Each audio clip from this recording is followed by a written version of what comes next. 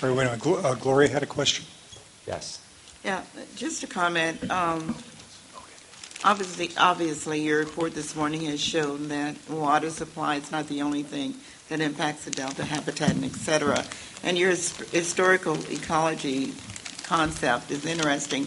But for me, and I kind of go back what Phil said, there are projects going on right now in terms of restoration.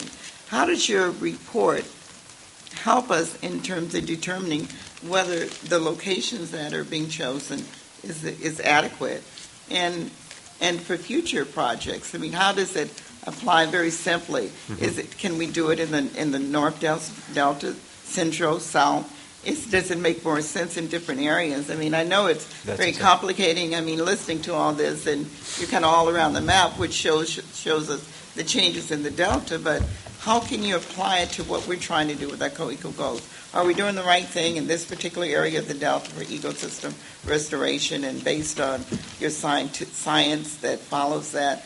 So for me, it's kind of simple. Where do we go? Which is the best area to do that? Mm-hmm.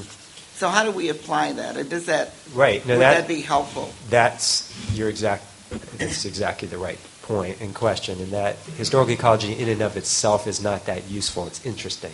So now we're trying to make it more useful and actually create maps or concepts, conceptual models, descriptions of what makes sense where, what sort of patterns and processes are plausible in different parts of the Delta that would give you that higher level tool to be able to say, okay, this project makes a lot of sense because it's actually taking advantage of the opportunities that are there to reestablish some of these functional systems. And you say this other one, well, geez, nice idea, but wrong place.